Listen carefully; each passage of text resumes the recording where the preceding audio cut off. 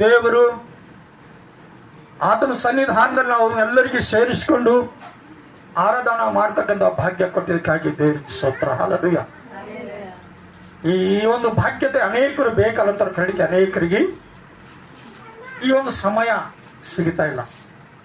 ಇದು ಯಾರು ಕೊಡಬೇಕು ಅಂದ್ರೆ ದೇವರೇ ಕೊಡಬೇಕು ನಮ್ಮೆಲ್ಲರಿಗೂ. ಅಲ್ಲ, ದೇವ್ರು ಕೊಟ್ಟರೆ ಮಾತ್ರ ದೇವರ ಸನ್ನಿಧಿಯಲ್ಲಿ ನಾವು ಸೇರ್ಲಕ್ಕ, ದೇವರ ಸನ್ನಿಧಿಯಲ್ಲಿ ನಾವು ಸ್ತುತಿಸಿ ಆರಾಧಿಸಿ ಆಶೀರ್ವಾದಗಳು ಹೊಂದ್ಕೊಳ್ಳಕ್ಕ ಸಾಧ್ಯ ಇಲ್ಲ. ದೇವ್ರ ಕೃಪೆ ಮಾಡಿದ್ದಕ್ಕಾಗಿ ದೇವರಿಗೆ ಕೋಟಿ ಸ್ತೋತ್ರ. ನಾವು ಈ ಒಂದು ಸಂದರ್ಭದಲ್ಲಿ 2ನೇ ಪೂರ್ವ ಕಾಲದಲ್ಲಿ 6ನೇ ಅಧ್ಯಾಯದಾಗ 30-31ನೇ ವಚನ ಮೊದಲುಗೊಂಡು ನಾವು ವಾಕ್ಯ ಧ್ಯಾನ ಮಾಡುವಾಗ ಪ್ರಾರ್ಥನೆ ಮಾಡಿಕೊಂಡು ನಾವು ವಾಕ್ಯದ ಕಡೆ ಹೋಗರಿ. ಕಣ್ಮುಚ್ಚಾರಿ ಎಲ್ಲರೂ ಪ್ರಾರ್ಥನೆ ಮಾಡ್ಕೊಂಬರಿ. ಪರಿಶುದ್ಧವಾಗಿರುವ ದೇವ, ನಿಮಗೆ ಸ್ತೋತ್ರ ತಂದೆಯೇ.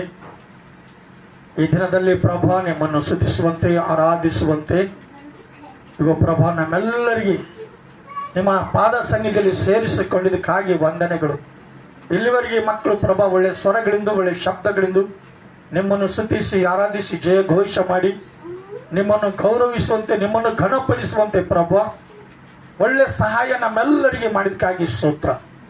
ಪ್ರಭಾ ನಮ್ಮ ಮಧ್ಯದಾಗ ನೀವಿದ್ದು ಅಯ್ಯ ವಾಕ್ಯದ ನಿಮಿತ್ತವಾಗಿ ನಮ್ಮೆಲ್ಲರಿಗೆ ಮಾತಾಡಿ ನಾವೆಲ್ಲರೂ ಸತ್ಯ ಗ್ರಹಿಸಿಕೊಂಡು ಸತ್ಯದ ಮಾರ್ಗದಲ್ಲಿ ನಡೀತಕ್ಕಂಥ ಒಳ್ಳೆ ಭಾಗ್ಯತೆ ನಮ್ಮೆಲ್ಲರಿಗೆ ಕೊಡ್ತೀರಿ ಅಂದು ಯೇಸುವಿನ ನಾಮದಲ್ಲಿ ಬೇಡ್ತೇವೆ ಸ್ವಾಮಿ, ಆಮೆನ್. ದೇವರಿಗೆ ಸ್ತೋತ್ರ. 2ನೇ ಪೂರ್ವ ಕಾಲದ 6ನೇ ಅಧ್ಯಾಯದಾಗ ನಾವು 30ನೇ ವಚನ ಮತ್ತು 31ನೇ ವಚನ ಓದ್ಕೊಂಬರಿ. ಓದ್ತೀರಿ? ಮನುಷ್ಯರ ಹೃದಯಗಳನ್ನು ಬಲವಂತವನ್ನು ಮೀರಿಸಿ ನಿನ್ನ ನಿವಾಸವಾಗಿರುವ ಪರಲೋಕದಿಂದ ಲಾರಿಸಿ ಅವರಿಗೆ ಪಾಪ ಪರಿಹಾರವನ್ನು ಅನುಗ್ರಹಿಸು. ಹಲ್ಲೆಲೂಯಾ. ಚಪ್ಪಳೆ ತಟ್ಟಾರೆ.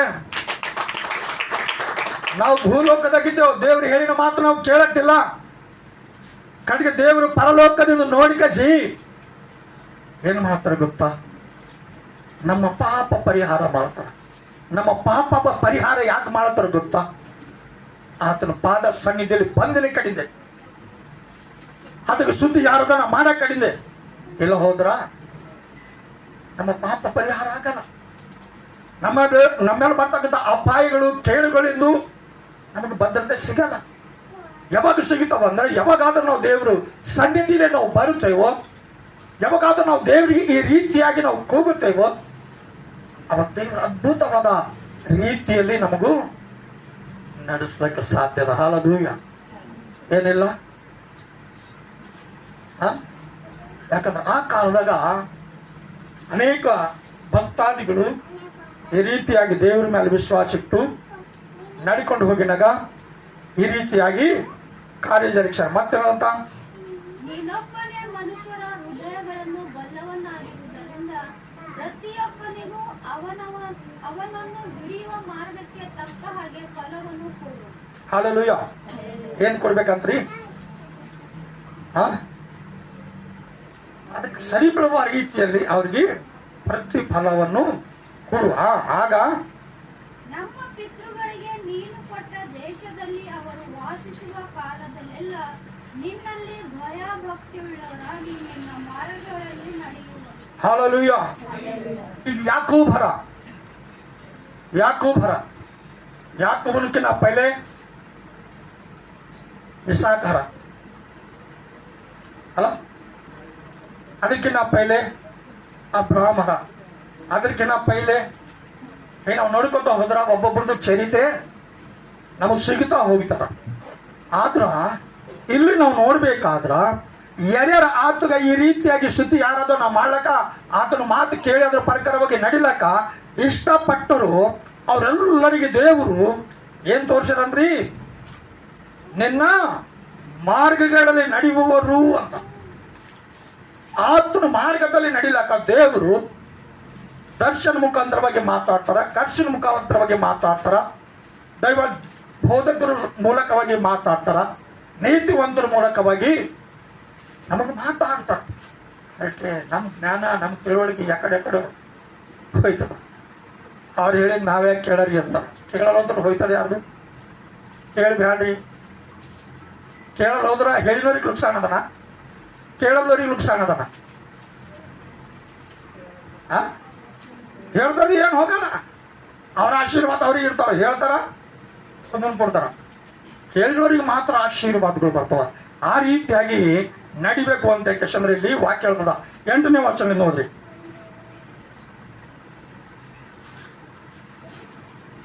ನೀನು ನನ್ನ ಹೆಸರದಾಗಿ ಒಂದು ಮನೆಯನ್ನು ಕಟ್ಟುವುದಕ್ಕೆ ಮನಸ್ಸು ಮಾಡಿದ್ದು ಒಳ್ಳೆಯದೇ ಸರಿ, ಆದರೂ ನೀನು ಅದನ್ನು ಕಟ್ಟಬಾರದು.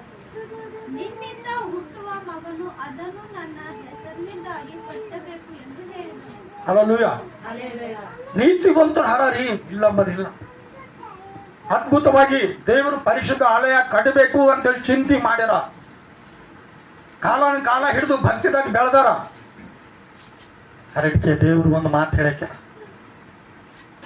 ಆಲಯ ಕಟ್ಟೋದಕ್ಕೋಸ್ಕರವಾಗಿ ಎಷ್ಟೋ ಪ್ರಯಾಸ ಪಡ್ತಾರ. ಆ ಪ್ರಯಾಸದಲ್ಲಿ ಆತಗೇನು ಹೇಳ್ತಾರ ಅಂತಂದ್ರ,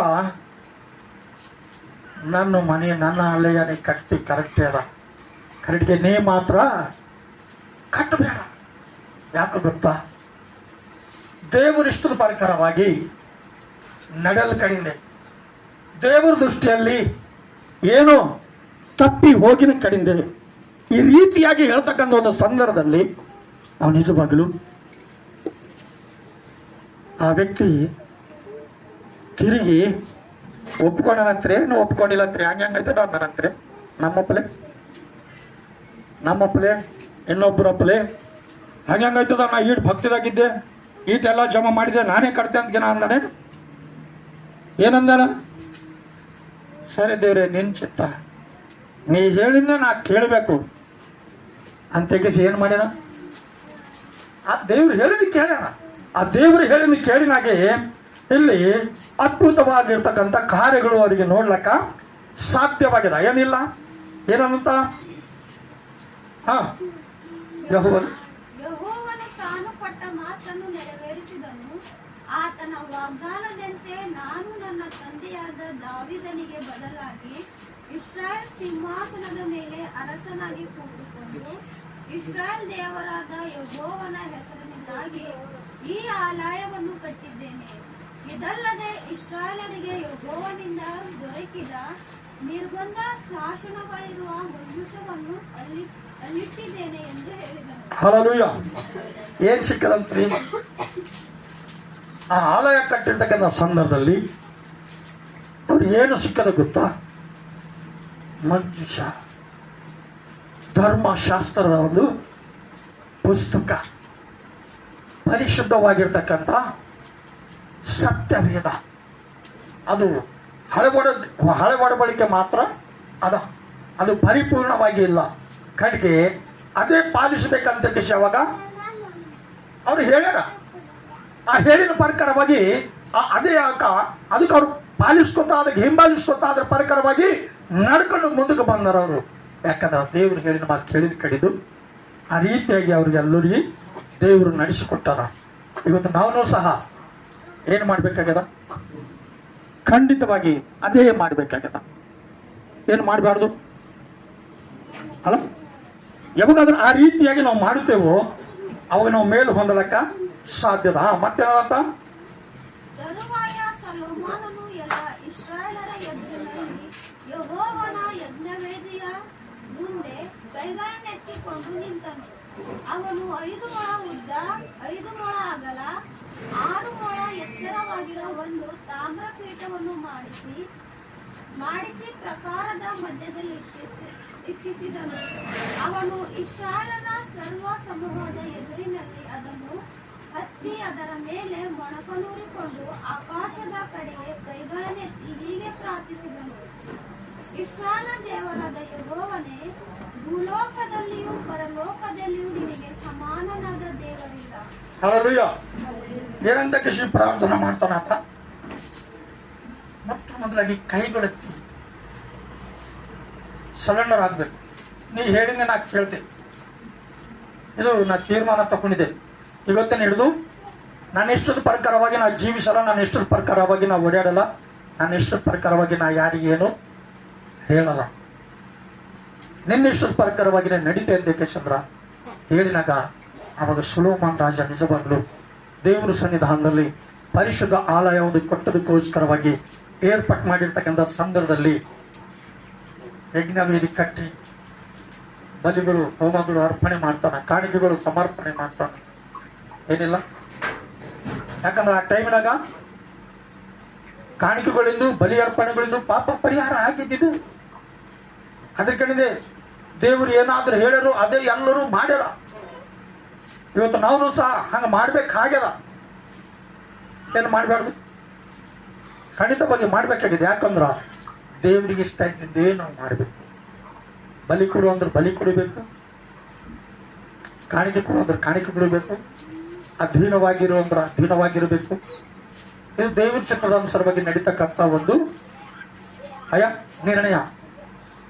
ಈ ವಿಷಯದಲ್ಲಿ ನಾವು ಜಾಗೃತವಾಗಿದ್ದರೂ ಮಾತ್ರ. ಇಲ್ಲಿ ಏನು ಮಾಡಿರಂತ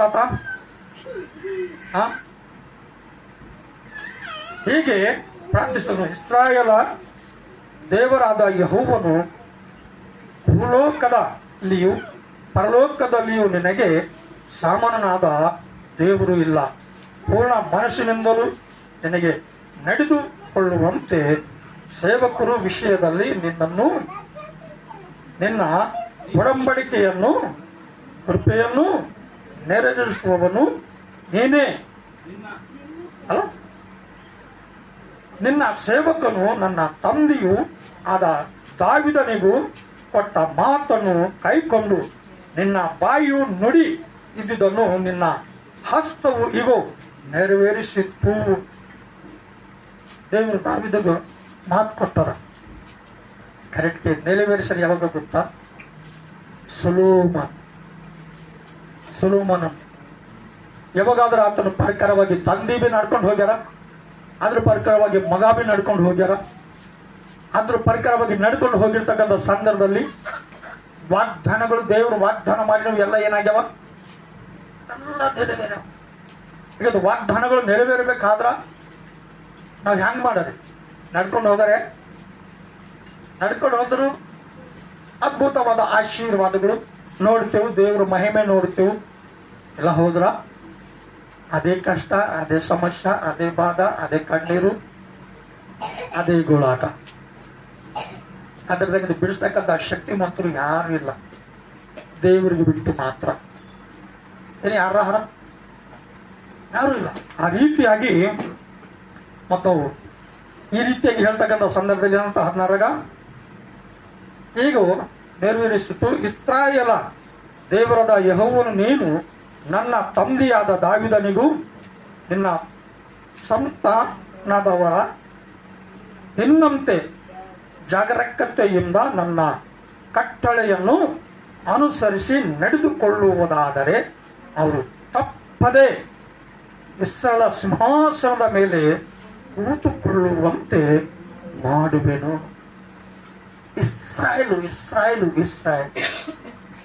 ಇಸ್ರಾಯೇಲ್ ಸಿಂಹಾಸನ ಹೆಂಗದ ಅಂದ್ರ ಅದ್ರಕ ಹೋಲಿಸ್ಲಕ್ಕ ಅದ್ರ ಸಮಾನವಾಗಿ ಈ ಲೋಕದಾಗ ಯಾರು ಇಲ್ಲ.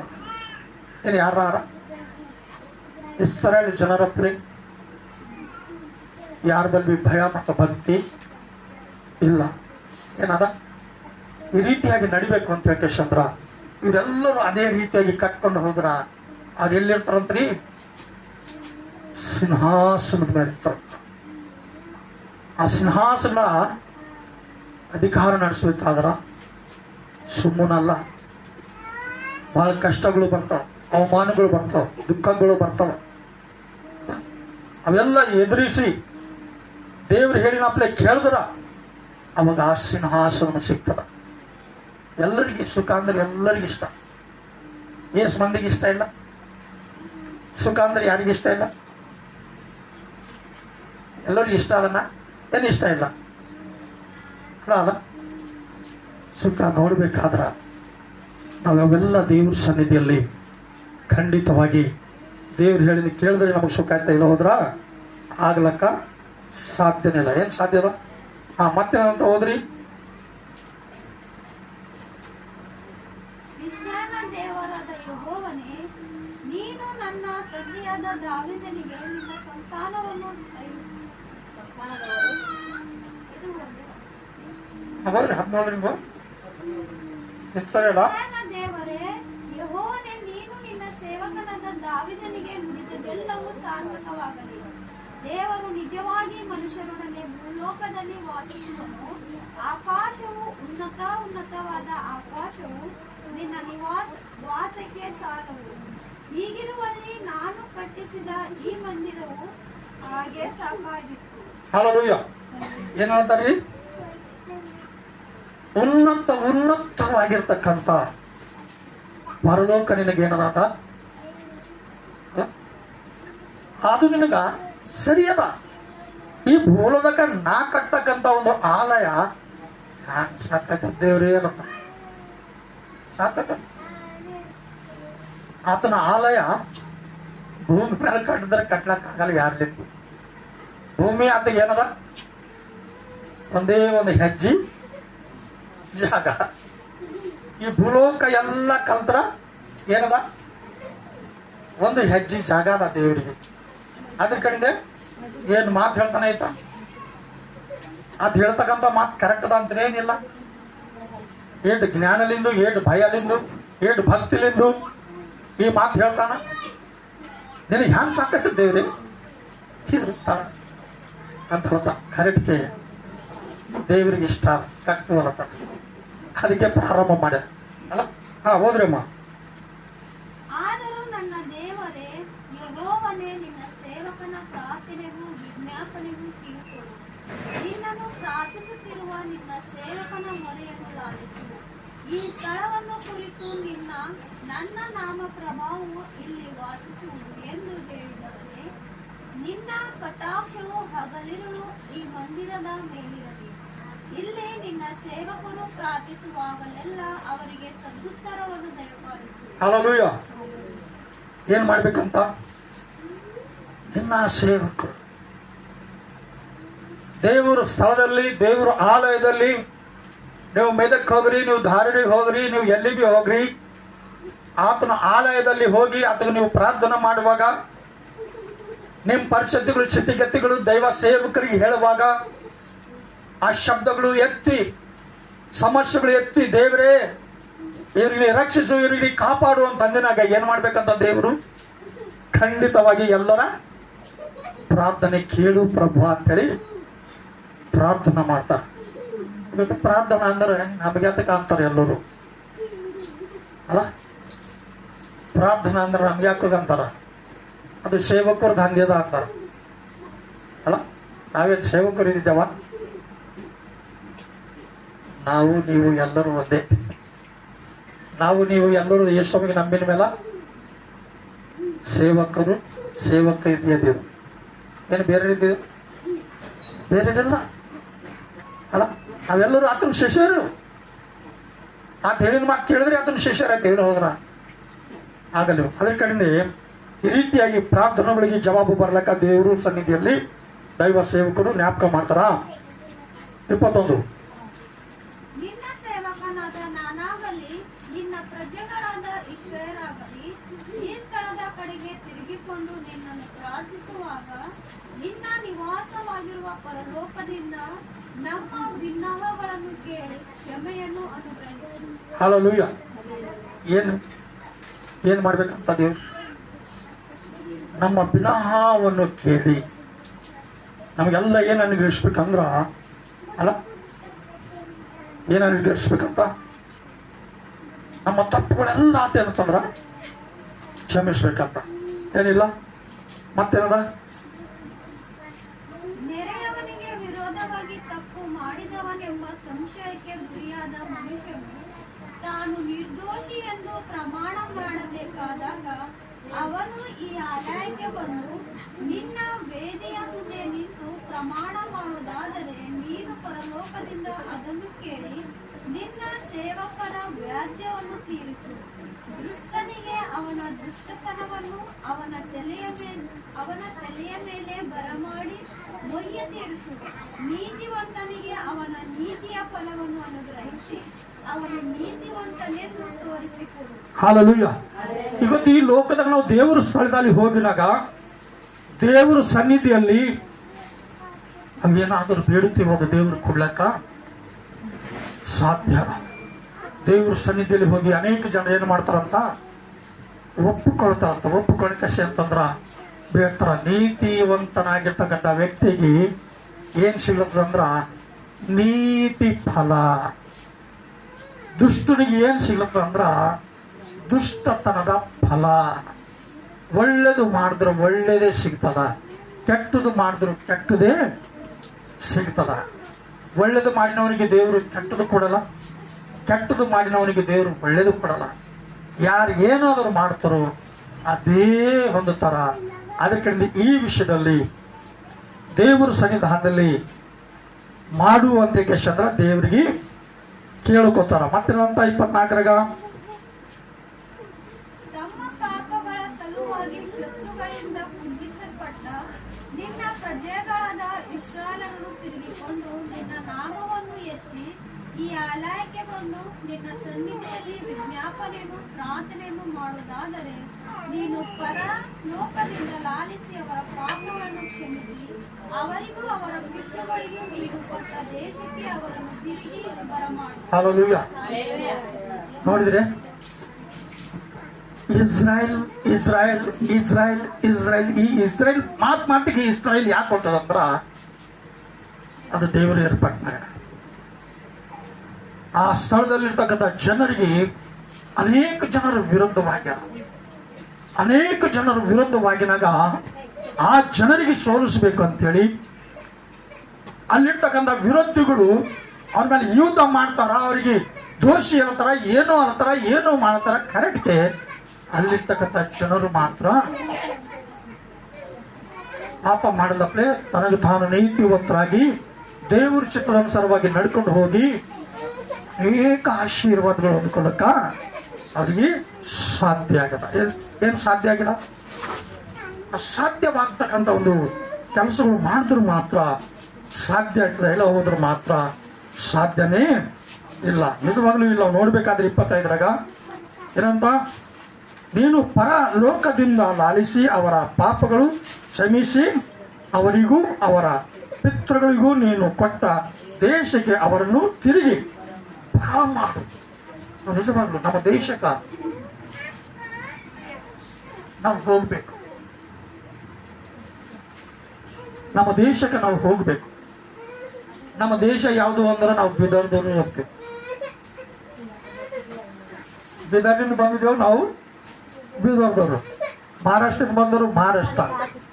ಆಂಧ್ರದಿಂದ ಬಂದಿನವರು ಆಂಧ್ರ. ಕಡೆಗೆ ನಮ್ಮದು ಬೀದರ್ಗೆ ಅಲ್ಲ, ನಮ್ಮದು ಆಂಧ್ರಗೆ ಅಲ್ಲ, ನಮ್ಮದು ತೆಲಂಗಾಣಗೆ ಅಲ್ಲ. ನಮ್ದು ಯಾವುದು ಅಂದ್ರ ಪರಲೋಕಕ್ಕೆ ಹೋಗ್ಬೇಕಾಗಿದೆ. ಒಂದಿನ ನಾವೆಲ್ಲರೂ ಇಲ್ಲಿ ಹೋಗ್ತೇವೆ. ಏನು ಹೋಗಲ್ಲ? ಏನು ಇಲ್ಲೇ ಇರ್ಲಕ್ಕೆ ಇಷ್ಟ ಅದ ಎಲ್ಲರಿಗೆ ಅಲ್ಲ?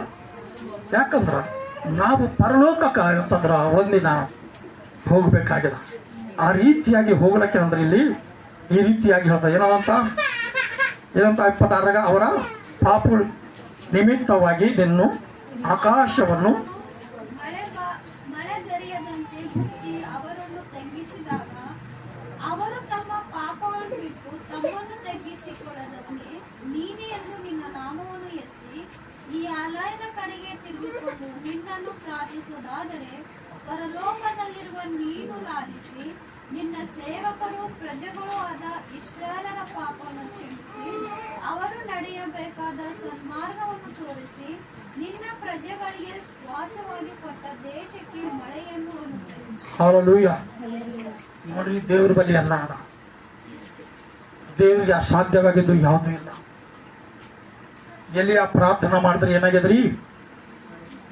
3 ವರ್ಷ 6 ತಿಂಗಳು ಅಂದ್ರೆ ದೇವ್ರು ನಮ್ಮೆಲ್ಲರೂ ಪ್ರಾರ್ಥನೆ ಕೇಳ್ತಾರ ಅಂಬದ ಅರ್ಥ. ಏನಕ್ಕೆ ಕೇಳಲ್ಲ? ಭರೋಸೆ ಅದ ಇಲ್ಲ? ಎಲ್ಲರಿಗೂ ಭರೋಸೆ ಇರಬೇಕು. ಅದು ಎಲ್ಲಿಯಾಗೆ ಇಲ್ಲ ಅಲ್ಲ. ದೇವ್ರಿಗೆ ಇಷ್ಟ ಪ್ರಕಾರವಾಗಿ ಯಾರಾದರೂ ನಡೀತಾರೋ ಅವರೆಲ್ಲರಿಗೆ ಇದು ಅದ. ಬ್ಯಾಡ ಅಂದ್ರೆ ಬ್ಯಾಡ, ಅಂದ್ರೆ ಬರ್ತಾರ. ಯಾವಾಗಾದ್ರೂ ತಿರುಗಿ ಪ್ರಾರ್ಥನೆ ಮಾಡಿನು, ಅದ್ಭುತವಾಗಿರ್ತಕ್ಕಂಥ ಮಳೆ ಸುರಿಸಿ ದೇವ್ರು ಏನ್ ಮಾಡ್ಯಾರಿ, ಅವರಿಗೆ ಬೇಕಾಗಿರ್ತಕ್ಕಂಥ ಪ್ರತಿಯೊಂದು ಆಹಾರವು ಒದಗಿಸ್ಯಾರ. ಇವತ್ತು ನಮಗ್ ಬಿ ಅದೇ ಬೇಕು, ಅದೇ ಬೇಕು. ಕೊನೆ ದಿನದಾಗ ದೇವ್ರು ಏನ್ ಹೇಳ್ತಾ ಅನ್ಕೊಂಡ, ಧರ್ಮೋಪದೇಶ ಕಾಣದಾಗ ನೀತಿವಂತರ ಭೂಮಿ ಮೇಲೆ ನಾ ಮಳೆ ಸುರಿಸ್ತೇನೆ ಹೇಳ್ತಾರ. ಅಲ್ಲಿ ತನಕ ಜನರಿಗೆ ಬುದ್ಧಿ ಬರಲ್ಲ. ಅನೇಕರು ಪಾಪ ಮಾಡ್ತಾರ, ಮೋಸ ಮಾಡ್ತಾರ, ಏನೋ ಮಾಡ್ತಾರ. ಕಡೆಗೆ ಎಷ್ಟು ಒಳ್ಳೆ ಭೂಮಿ ಇರಲಿ, ಎಷ್ಟು ವಿಸ್ತಾರವಾಗಿರ್ತಕ್ಕಂಥ ಸ್ಥಳಗಳಿರಲಿ, ಒಂದ್ ವೇಳೆ ದೇವ್ರ ಮಗಳು ಆಗಲ್ಲಪ್ಪ ಅವ್ರು ಜೀವಿಸಿದ್ರು ಅಂದ್ರ ಅವ್ರ ಭೂಮಿ ಮ್ಯಾಲ, ಅವ್ರ ಪ್ರಾಂತದ ಮ್ಯಾಲ, ಆ ಊರ ಮ್ಯಾಲ ಮಳಿ ಬರಲ್ಲ ಅಂದ್ರ ಬರಲ್ದು.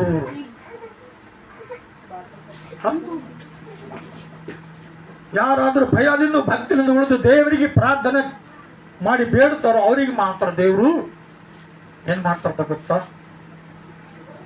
ಇಲ್ಲಿ ಏನವ ರೀ,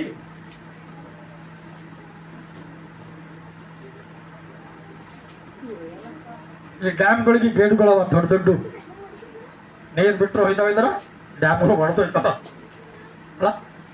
ಕಡೆಗೆ ಪರಲೋಕದಾಗ ಎಲ್ಲ ದೊಡ್ಡ ಡ್ಯಾಮ್, ಒಂದು ಹನಿ ನೀರ್ ಬಿ ಕೆಳಗ್ ಬಿಡಲ್ಲ, ಅವೆಲ್ಲ ಅದ್ರೊಟ್ಟಿ ನಿಂತಾವ. ಅದಕ್ಕೆ ಬಿ ಮತ್ತೆ ದೇವ್ರ ಗೇಟ್ಗಳು ಮಾಡ್ಯಾರಂತ, ಬಾಗಿಲು ಮಾಡ್ಯಾರಂತ. ಬಾಗಿಲು ತೆರೆದ್ರೆ ಮಳೆ ಬರ್ತಾವ, ಇಲ್ಲ ಹೋದ್ರೆ ಬರ್ಲಕ್ಕ ಸಾಧ್ಯನಿಲ್ಲ. ಆ ರೀತಿಯಾಗಿ ದೇವ್ರು ಏರ್ಪಾಟ್ ಮಾಡಿರ್ಬೇಕಾ ಯಾವಾಗಾದ್ರೂ ನಾವು ಪ್ರಾರ್ಥನೆ ಮಾಡ್ತೇವೋ ಆ ಬಾಗಿಲುಗಳು ತೆರೆದು ನಮ್ಮ ಹೊಲದಾಗ ನಮ್ಮ ಬೆಳೆಗಳಿಗೆ ಬೇಕಾಗಿರುವ ಮಳೆಗಳನ್ನು ಸುರಿಸಿ ನಾವು ಹೆಂಗಿರ್ಬೇಕು ಅಂತಂದ್ರೆ ಅನೇಕರಿಗೆ ದಾನ ಧರ್ಮ ಮಾಡಪ್ಪಲೆ ಒಂದು ಒಳ್ಳೆ ದೊಡ್ಡ ಯೋಗ್ಯತೆ ಕೊಟ್ಕೇಸಿ ಅಂದ್ರ ಏರ್ಪಾಟ್ ಮಾಡ್ತಾರಂತ ದೇವರು. ಯಾರಿಗೆ? ಮೋಸ ಮಾಡೋರಿಗೆ, ಏನ್ ಜಗಳ ಮಾಡೋರಿಗೆ, ಸುಳ್ಳು ಹೇಳೋರಿಗೆ, ಯಾರಿಗೆ? ದೇವರಿಗೆ ಇಷ್ಟವಾಗಿರ್ತಕ್ಕಂಥ ಜನರು ಯಾರಾದರೂ ಇರ್ತಾರೋ ಅವರಿಗೆ ಮಾತ್ರ, ಎಲ್ಲರಿಗೆ ಇಲ್ಲ. ಒಂದ್ ವೇಳೆ ಈ ರೀತಿಯಾಗಿ ನಾವು ನಡ್ಕೊಂಡು ಹೋದೆವು ಅಂತಂದ್ರೆ ದೇವರು ಅದ್ಭುತವಾದ ಆಶೀರ್ವಾದಗಳ ಮೂಲಕವಾಗಿ ನಮ್ಮೆಲ್ಲರಿಗೆ ನಡೆಸ್ತಾರ, ಸಹಾಯ ಮಾಡ್ತಾರ, ಫಲಪಡಿಸ್ತಾರ. ನಾವು ನಿಜವಾಗಲೂ ಈ ರೀತಿಯಾಗಿ ಕೇವಲ ದೇವರು ಮಗಳಾಗಿ ಜೀವಿಸ್ಲಿಕ್ಕೆ ಇಷ್ಟಪಟ್ಟರು ಮಾತ್ರ ದೇವರು ಪದೇ ಪದೇ ನಮ್ಮ ಮರಿಗಳು ಕೇಳ್ತಾರ, ನಮ್ಮ ಸಮಸ್ಯೆಗಳು ಬಿಡಿಸ್ತಾರ, ಪ್ರತಿ ಅವಸ್ಥೆಗಳು ತೀರಿಸಿ ನಾವೆಲ್ಲರೂ ಸುಖವಾಗಿ ಸಂತೋಷವಾಗಿ ಜೀವಿಸುವಂತೆ ದೇವರು ಕಾರ್ಯ ಮಾಡ್ತಾರಂತೆ ಚಂದ್ರ ವಾಕ್ಯ ಹೇಳ್ತದ. ಈ 2ನೇ ಪೂರ್ವ ಕಾಲದಲ್ಲಿ 6ನೇ ಅಧ್ಯಾಯದಾಗ ಸುಮಾರು ನಾವು ಕೆಲವು ವಚನದವರೆಗೆ ವಾಕ್ಯ ಓದ್ತಕ್ಕಂಥ, ವಾಕ್ಯ ಧ್ಯಾನ ಮಾಡಿ ಅದರ ಪ್ರಕಾರವಾಗಿ ನಡೀತಕ್ಕಂಥ ಒಂದು ಒಳ್ಳೆ ಭಾಗ್ಯತೆ ದೇವರು ಕೊಡ್ತಾರ. ಈ ವಾಕ್ಯಗಳು ನಾವು ಮಾಡ್ತಾ ಹೋಗಲಾಗಿ ಅದರ ಪ್ರಕಾರವಾಗಿ ನಾವು ಸಿದ್ಧವಾಗಿ ನಡ್ಕೊಂಡು ಹೋಗ್ಬೇಕಂತ ಹೇಳಿ ಈ ವಾಕ್ಯಗಳು ನಮ್ಮೆಲ್ಲರಿಗೆ ಆಶೀರ್ವಾದ ಮಾಡಿ ಬಲಪಡಿಸಲಿ ಅಂತ ಚಂದ್ರ ಇಲ್ಲಿವರೆಗೆ ನಾನು ಮುಗಿಸ್ತಾ ಇದ್ದೀನಿ. ಎಲ್ಲರಿಗೆ ಪ್ರೈಸ್ ಲಾರ್ಡ್, ಎಲ್ಲರಿಗೆ ಜೈ ಕ್ರಿಸ್. ನಾವು ಕೊನೆಯದಾಗಿ ಪ್ರಾರ್ಥನೆ ಮಾಡ್ಕೊಂಡು ನಾವು ಮುಕ್ತಾಯ ಮಾಡ್ಕೊಂಬಾರಿ. ಪರಿಶುದ್ಧವಾಗಿರುವ ದೈವ ನಿಮಗೆ ಸ್ತೋತ್ರ. ಇಲ್ಲಿವರೆಗೆ ಕರ್ತನೆ ನಮ್ಮ ಮಧ್ಯದಾಗ ನೈವೇದ್ದು ನಮ್ಮೆಲ್ಲರಿಗೆ ವಾಕ್ಯದ ನಿಮಿತ್ತವಾಗಿ ಮಾತಾಡಿದಕ್ಕಾಗಿ ಸ್ತೋತ್ರ. ಈ ವಾಕ್ಯವು ಪ್ರಭು ನಮ್ಮೆಲ್ಲರ ಹೃದಯದಲ್ಲಿ ಇರುವಂತೆ, ನಾವೆಲ್ಲರೂ ಇದರ ಪ್ರಕಾರವಾಗಿ ನಡ್ಕೊಂಡು ಹೋಗಿ ಪ್ರತಿಫಲ ಹೊಂದುವಂತೆ ನಮ್ಮೆಲ್ಲರಿಗೆ ಒಳ್ಳೆಯ ಯೋಗ್ಯತೆ ಕೊಟ್ಟು ಸಹಾಯ ಮಾಡಿ ಫಲಪಡಿಸ್ತೀರಿ ಎಂದು ಯೇಸು ಕ್ರಿಸ್ತನ ನಾಮದಲ್ಲಿ ಪ್ರಾರ್ಥಿಸಿ ಬೇಡಿಕೊಳ್ಳುತ್ತೇವೆ ಸ್ವಾಮಿ. Amen. Praise the Lord. Hallelujah. ದೇವರಿಗೆ ಸ್ತೋತ್ರವಾಗಲಿ.